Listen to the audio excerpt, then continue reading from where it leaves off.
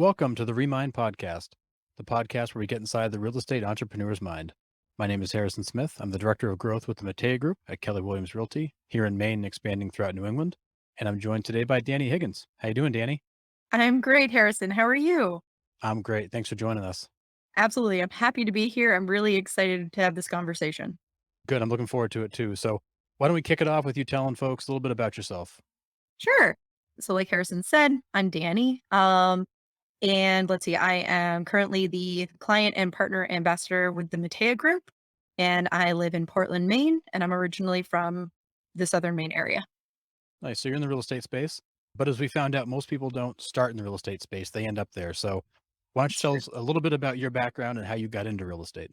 Oh man, I kind of fell into real estate, actually, if I'm honest. I went to school at the University of Maine, and I pursued a career in the medicine field. So I have my graduate degree in speech pathology. I ended up living in Maine and then moving to Texas, where did that graduate work. And when I was in Texas, my wonderful husband has always been interested in real estate, and so he read all sorts of real estate type books, and I told him no, no, no, no for a long time, not having it, not interested. And so it's a great story where he said, "All right, I've got one book. If you read this one book, I won't ask you about real estate again." And I was like, "My odds are looking good. I can read a book." Yeah. So that book was Set for Life by Scott Trench. Oh, good one. It's a great book, but he was like, "Yeah, you have to read it." And it's like, "All right." So I get halfway through the book, and he was working at a paper mill at the time, and so like I never talked to him during the day. I called him in the middle of the day and I said, "All right, I'm drinking the Kool-Aid. Let's Mm. do this." So ever since then, after we moved back from Texas back to Maine, um, we bought, our first home was a multi-unit and we haven't looked back. Nice. So Set for Life was the first book. A lot of Yeah. people, Rich Dad Poor Dad's the first book. Have you read Rich Dad Poor Dad? I've read it twice, yes. But that was like, if I'm honest, that was book like 20. Like I kind of had to work my way up to Rich Dad Poor Dad. Yeah. Well, you have plenty of good books to choose from for sure in that space, but Set for Life is also a very good one. So good starting point. Absolutely, absolutely. I feel like, Scott did a really great job, and it was so relatable. It was kinda conversational, in the book's presentation, so it just spoke to me, and I was like, "Okay, I'm in. I can do this." Nice. So you started with a multi, Yep. and did you say that you lived in it?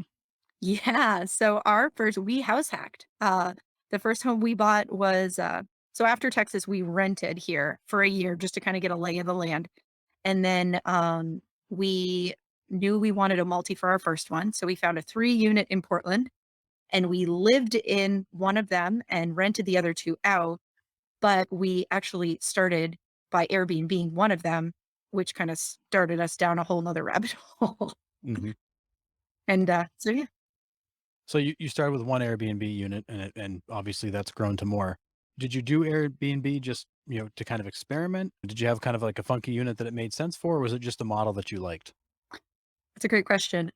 So a friend of ours in the area, so this was like 2016, 2017. So Airbnb really hadn't taken hold yet. Some people had heard of it, some hadn't. But a friend of ours in the real estate space had, um, I think he had 1 or 2.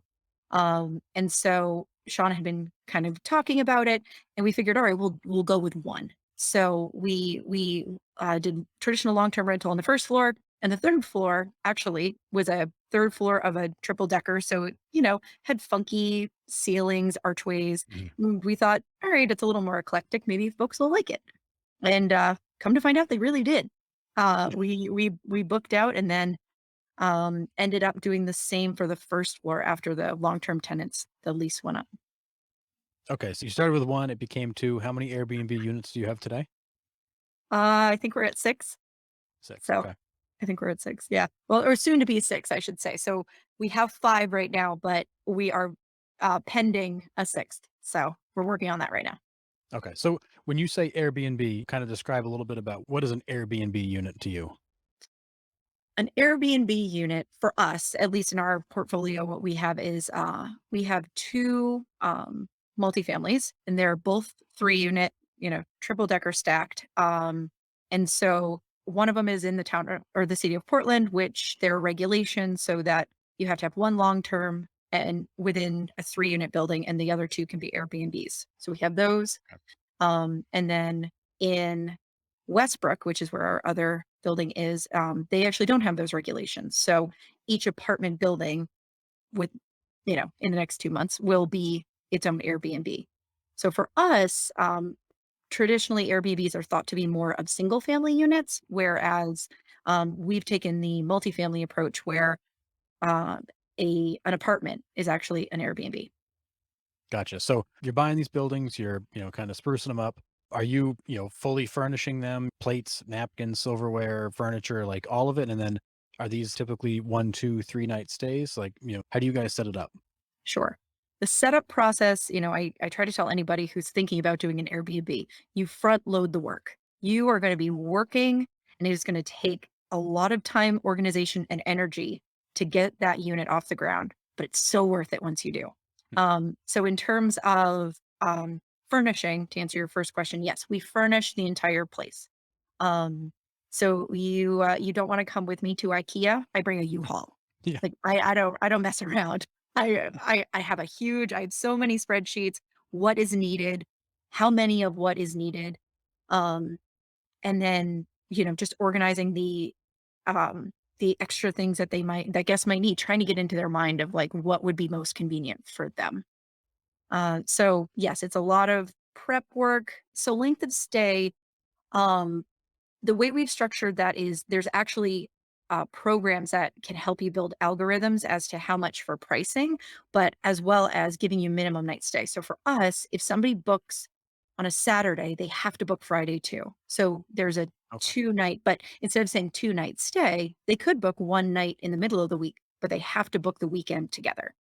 And so that's consistent for our apartment buildings. We are actually Airbnb our primary residence this summer, just because we're adventurous like that. Hmm. So for that one, we have a minimum of 3 night stay.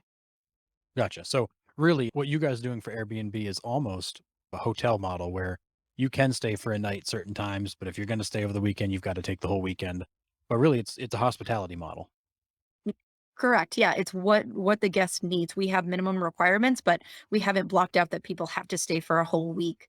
Um, we have there are programs that can help you manage it though. So an example being 6 months out, folks can book for 7 nights. Only 7 nights, no less. But once it gets to 4 months, they can book 3 nights. And then once it gets even closer to the actual date, so the idea is that you're trying to fill a larger chunk of time, and then as it gets closer, if there's one-offs here, you can have those last minute bookings. So we've set it up so that we try to maximize what we can, and that is increase the nightly rate, decrease the turnover amount, so increase occupancy stays. But doing that in a accommodating basis, if that makes sense. Yeah, that makes sense. So the further out you are, the longer they have to book because obviously you're giving up the chance to book those nights differently. So they've got to secure more time. Right. And then as you get closer to the actual date, your rules loosen up just so you can fill up. You got it. Okay, Yeah. perfect. So where you're in Portland and Westbrook, which are not lakefront communities or, oceanfront communities, what's the profile, the typical person you're coming across who's staying at one of your Airbnbs? And that's the amazing part. It's anybody. So I've had grandmothers coming to stay because they're expecting their first grandchild. I've had folks coming for conferences. I've had, yeah, big conferences are a lot. Weddings are huge. The Maine half marathon happens right around here. A lot of people come to stay for that because we're within running distance. Um, being in an urban setting, I feel like potential hosts kind of overlook the appeal of just needing to be in a place where an event is happening. Yeah, people come in for the events, the arts, the culture, family, whatever. It's a different segment than the people that are looking for a week on the beach. That makes a lot of sense. Exactly, exactly. All of us have a conference or something or other we have to pop into a city for. S- Some people prefer the Airbnb. They want to have a kitchen. They want to have their own space and their own key and not have to walk past all sorts of people in the lobby, but actually feel like they're a part of the town. So do you have limitations on how long you will let somebody book for? No, not really. We've had folks stay. I'm thinking about it. The pandemic made things a little interesting. So we had some folks stay longer during that time just because in the early part of the quarantine, they had to quarantine in a spot. So they'd come stay with us before they went home. So that led to some longer stays. Um, but now now actually the housing market has contributed to longer stays. So I have one guest currently who's staying with us because her and her family are looking to buy, but they can't find anything. So she's been staying with us through the winter, um, kind of more of a long-term tenant, but at that higher price because of what's offered with the furnished apartment. Makes a lot of sense. So along the lines of, Airbnb and you mentioned front loading the work, but also maintaining as you go. I hear a lot of people talk about they love Airbnb, but it's a lot of work. It's a job. Being a host is a lot of work. What are your thoughts on being a host? What does a good Airbnb host look like and what does that take? Ooh, that's like a multi-level question there. Um, what's interesting about being a host is that everyone brings their personality to the role. So, I myself am a pretty organized person and I love systems. I don't want to have to repeat work. So for us, what we found to be helpful is using there's all sorts of websites that have popped up to help hosts be most efficient. So you know, I look at a host who's using a pricing platform. I look for a host who's using if they decide to use Airbnb and VBRO, are they using a third party site to help manage those bookings so there's no overlap? Um, are they using automated messages? Are they continuing to educate themselves? Um, I think those are key pieces for a host to be successful in that it can still be a passion project, but it doesn't have to be exhausting or, another full-time job. You can manage it a little more if you create those systems. So with those systems, it sounds like you're not necessarily handling each individual booking. You're not sending every individual message. You're not answering every little question they might have. How does that look? How do you set that up in a way where it doesn't seem robotic? Sure. Um, I think the way I set it up is that there's time pieces of when I send my automatic messages or my automated messages. So, when somebody books immediately, I'm not the one who's like typing a message to them. I have a message that goes out that says, "Hey, thanks so much for booking. Just so you know, this is an automated message, but if you have questions, I'll get back to it as soon as I'm able." So that way it's not like trying to deceive the person, Hmm. but they're like, "Oh, okay, we get it. You're busy." Like you're setting up a bit of a time block for yourself. Um, and then I think the other piece is managing expectations. So I'll say, okay, I'm going to message you 3 days before you arrive, but instead I message them 4 days ahead. So they're expecting me at 3, but I'm trying to over deliver. Um, so I think if you approach it in that way, that you're kind of one step ahead of them in a good way, it helps. Yeah, that's really smart to just call out the fact that, hey, this is an automated message. I'm not trying to hide from it. Right. It is what it is. I'm just confirming your booking. But then also setting that expectation up front, knowing that you've got the systems in place to make sure that you will over deliver it. So you set an expectation, automated expectation, and then you over deliver it in an automated way. So along the way, they feel like you're taking really good care of them. Although Danny isn't necessarily sitting there at the keyboard going, "Okay, is it the right day? Do I send this message now?" Like it just goes. Exactly, exactly, and on the back end too, I'm sure you've stayed in an Airbnb too. The night before you leave, you're trying to pack all your stuff, Oh and yeah. you're also like, "Oh, what do I have to do for this place?" I have a message that goes out the night before that says, "Hey, just a reminder, like if you can wash your dishes, don't worry about the trash or the linens. You are on vacation after all. Like, thanks so much, appreciate you." So again, it's just trying to be one step ahead of them, so they don't have to ask, but I've already thought about it. Yeah, that's beautiful where there's still the human component, although it's being delivered in an automated way. Like your messages sound like a human being. It sounds like Danny might actually be sitting there sending them, although you're not. They don't get the sense that this is just some sort of canned message that every single person gets and I'm Right. not special. There's still that human touch to it. Exactly, and don't worry, I put smiley faces in there, I've written them for sure. Yeah, so all these messages that go out are actually written in your voice. They're not just some sort of canned form message that you've just pasted. Exactly. So kind of back to my earlier point, continuing education. I know I'm not the best. There's other people who have been doing this. So I've read books, I've listened to podcasts on and just taken tips that other people have done and expanded upon them. So I found a kind of a list of, here are the touch points you should have. And then I made it my own. I really like that, the fact that Right. it is very much personalized.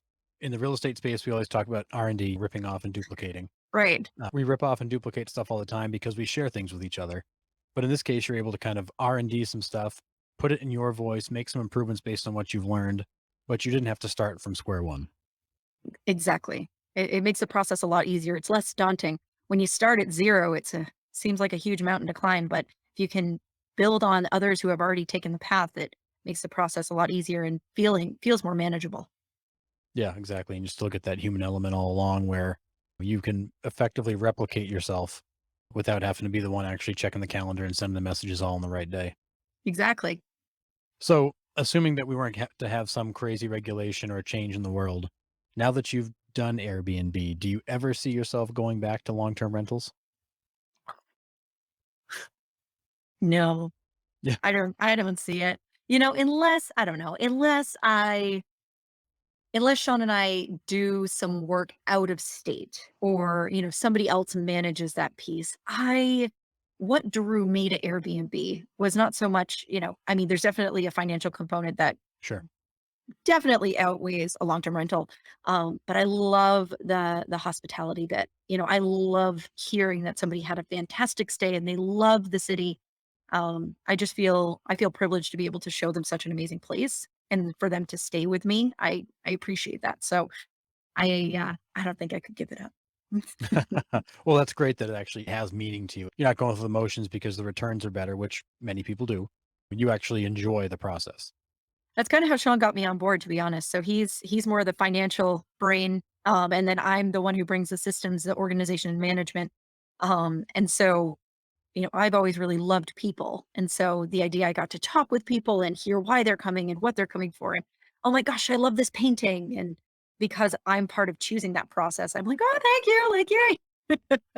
It's a chance to connect with them. So I do really enjoy it. Yeah, it has that personal touch, which is great. So I have to ask before we move on to the Mateja Group and Uh-oh. what you do there. Your Airbnb is very much a business. This is Mhm. not just like I own a property, people pay me rent every month, and then I occasionally have to fix stuff. Airbnb is very much a business. It's fluid. Things are happening every day. Yes. And you're doing this alongside your husband, Sean. Yes. Uh, we'll have Sean on a future episode to defend himself. But Yes. what is it like working, daily on this business alongside your husband? What kind of challenges does that present? Ah, that's a good question.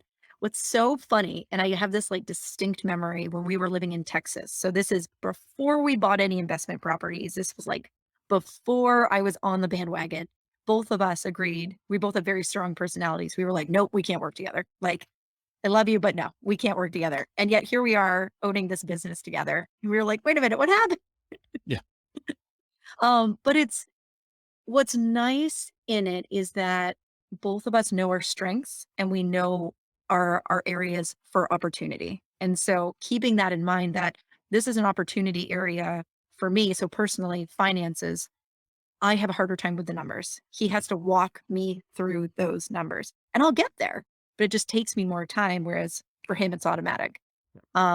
So knowing that that's an area for him to really shine and take over, and also me knowing, okay, this is not my strength. I've got to trust him in this, kind of lane. mhm, And then the same goes on the other side for design, for maintenance, for that hospitality component of if somebody has a complaint or, how to reimburse somebody if something goes wrong, because things go wrong. sure. Um, reminding him as well, like, okay, hey, this is my strength over here. Like, trust me, we got to roll with it this way. And it's been really good once we've established which lanes those are. In the beginning, we were both just trying to do everything, and that was an exciting couple of months. Yeah, so you guys jump into this business, you're tripping all over each other, probably creating some 100%. frustration, and then you start to clearly define the roles you each play within it. But I'm sure from time to time lines get blurred and you start zigzagging into each other's lanes. Do you have a way to kind of throw a flag and say, time out, we got to fix this? Or does it take a little while to get there? Um, Yeah, we have we do. I'm laughing because so recently, as I mentioned, Westbrook's a newer project. And for the first time, at least thus far, we had done one unit at a time. And so Mhm. very doable. This time we did two. And just navigating like, okay, how many pots and pans are needed on the first floor versus the third floor? And like this goes up there and that bed needs to go down there. It was an adventure. Um, and so usually we keep it in a teasing type of way. So he'll like have an opinion on design and I'll be like, "Are you trying to design this room?" Hmm. And then he goes, "Oh God, no."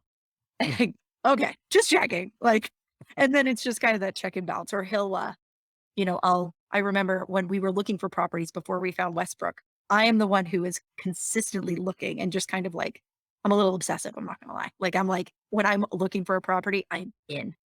And so I'd be like, "Oh, look at this property. I think the numbers will work." And I'm like looking at the actual posting. Mhm. And he's like, "So you've run the numbers?" And I'm like, "Oh, okay, maybe I haven't run the numbers." Like, Yeah. I'll just back up now. I just think they'll work. I just think they'll work. Exactly. So being able to kind of tease each other, be like, "Are you in my lane?"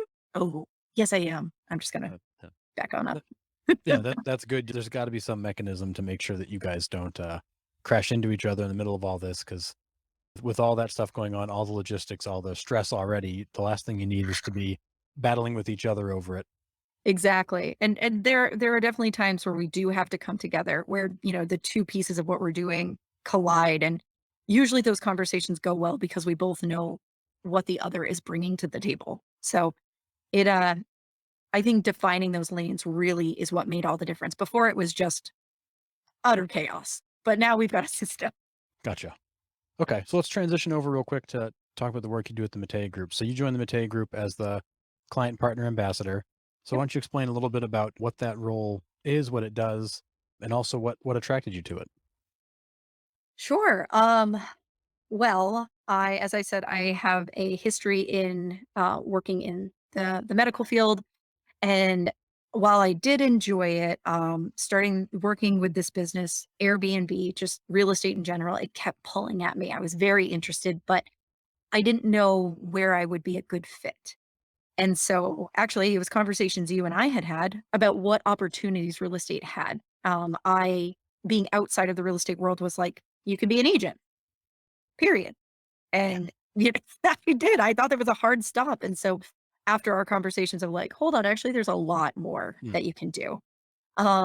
So then in the fall, I started part time, and my role being the client and business ambassador. So, or client and partner ambassador. What I do is I cultivate relationships with our clients, with our business partners, and with our community to be involved at a client level as well as on a community level. So I help us connect with other small businesses. I help us connect with nonprofit organizations as well. Just because, at the Matei Group, we realize that it's not just us. We're not like on a sole little island. We Mm. we work within a bigger picture, and so my job is to connect us to that bigger picture. Yeah, in real estate, back to your original point about most people think that you can be an agent and that's the end of it. We talk all the time about real estate's kind of a double-edged sword. There's so many opportunities, but there's so many opportunities. You can chase 1,000 things, but you'll never get them all. But the nice thing is there's at least 1,000 options to pick from. And then with your role connecting to the community, I think what people forget about real estate and how deeply entrenched in the community it is. I mean, these are people buying homes that are in school districts that are going to be going to local businesses that are going to become members of the community. Really, the agent and the real estate team in this case should be stewards of those relationships, but also in those communities interacting with the people that really our work directly impacts. Absolutely. And trying to support them in what, their ventures might be, and just and if the community comes together, excuse me, for an event, we want to be part of that event. One thing I'm really proud of that we've started this year is Mateja Gives.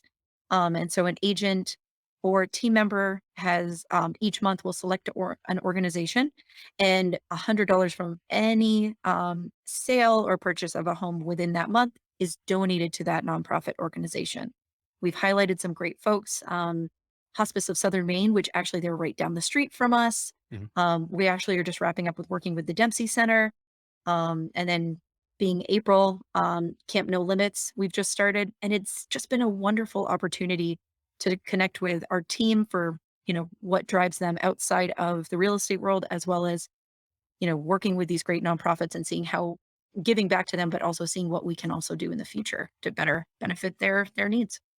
Yeah, I love that you bring up the Mateja Gives because I think people watch HGTV and get the opinion that real estate agents make a ton of money and drive nice cars and wear beautiful watches and are selfish and money motivated. And what you find out when you meet most real estate agents is that's absolutely not the case. We are all focused on the role we play in the community, the impact we can have on the community, and trying to find a way to take what we do and make it a positive to everybody around us. And I think this has been a great outlet that you brought to light and letting us, better share the involvement we have with the community because that's an important piece of what we do. Absolutely. And what's wonderful to your point, like what brought this forward was the agents saying, I want to do more. And so, it was a great opportunity to say, well, then let's do more. And Yeah. so it's really, it just warms my heart. It's become such a huge passion project of mine. And I've really enjoyed it. So, but yeah, I do that, and then I connect with, our clients as well, making sure they have all their needs met and, just kind of being a voice if their agent for some reason is busy at a moment, knowing that they can also talk they have somebody else, "Oh, yeah, I remember I talked to Danny," and I enjoy being that person. Gotcha. So when you say they have all their needs met, not just buying and selling real estate, but Yeah. in theory, they can call the team for anything. Yeah, and that's the best part when I love having that conversation of like, "Do you need anything?" And they're like, "No, I have my house." And I'm like, "All right, well, what about some renovation projects? Are you looking for an electrician? Are you looking for" and just kind of getting them thinking and connecting them to folks that we've worked with in the past, and helping them if they are remodeling their kitchen or if they're building a garage or whatever their goals are, we might be able to the goal is to serve as that connector in the community and connect them with something or someone who might be able to help them reach their goal. Awesome. Yeah. These relationships are more than just how many houses can you buy or sell with us. It's really Right. how can we help you over the long term? How can we stay in touch? How can we continue to add value to your lives? Because really, that's what we value as relationships. We're in this for the long haul. Absolutely. And it's been really nice having those conversations and clients do they come back and I'll get emails of like, "Oh yeah, who did you say that granite guy was or who's this?" And we're happy to share. And that's the best part. It's very much like open door policy like come on in like we'll share anything that we have with you just whatever, like you said, the relationship's in for the long haul. Yeah. Yeah. I love that. All right. Let's talk about you again for a little bit here. So you get into some long term investing, which becomes Airbnb investing. You join a Mhm. real estate team to go deeper in the real estate space. What was it about the real estate space, the industry as a whole, that attracted you to it? I feel like real estate is very multifaceted. There are a lot of things that drew me to it. Um, I for me, I had that drive to be part of something that was growing. Hmm. That was a big draw for me for the industry. I felt like when I took that step into real estate, my opinions, my voice, my actions could be a part of growing something bigger. And I saw that I wanted that. I wanted to be a part of that. So it definitely it pulled. And so here I am. So, what would you say has been most important to your success? Is there a particular habit or a trait or a mindset or a mentor, something along the way that you can look at and say, that's been really key for? I would say, it's an old thing for me and it's one word. When I went to this wonderful high school.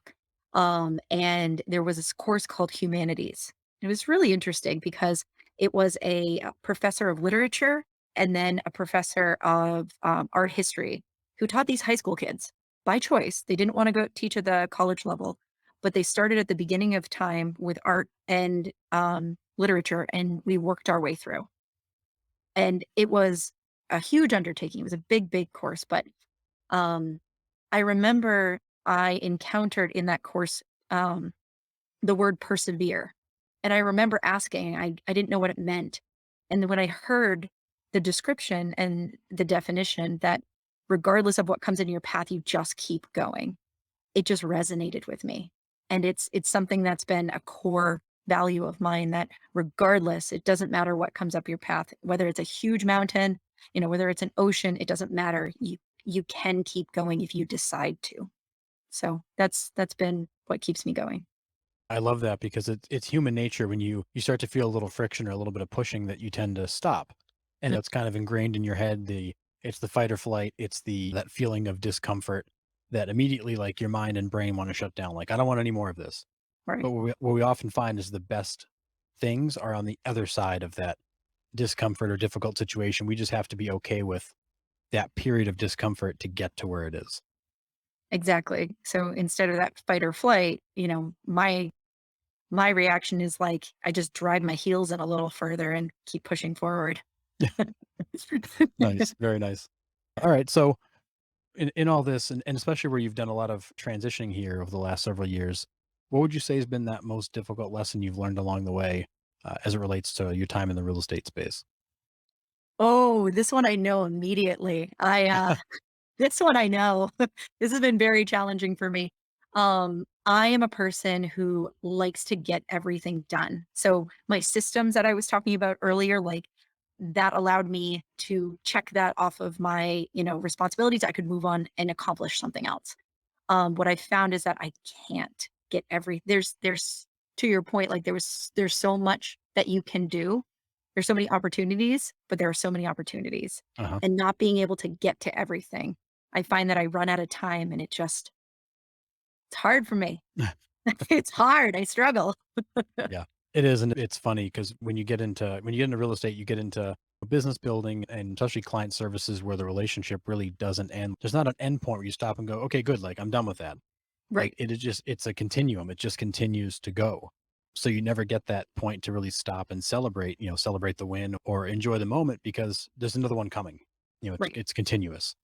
Right. Exactly. And it's uh it's definitely a mind shift to it forces me to prioritize a lot more, which is good. Mm, But yeah, it's tricky for me and it's something I have to keep coming back to. Like, oh man, I'm not gonna get everything done and be like, okay, that's okay. How do I pivot? How do I pivot to get done what needs to get done and prioritize and, you know, wake up tomorrow and tackle more? yep, exactly. Sometimes you have to just wait until tomorrow to get certain things finished. That's true. Right, exactly. And working on making sure I'm getting the most important thing and working from that and not being overwhelmed by the opportunities that are there. Yeah, and we talk about it a lot, focusing on the 20% of what you do that delivers 80% of the results, that old 80/20 Pareto principle.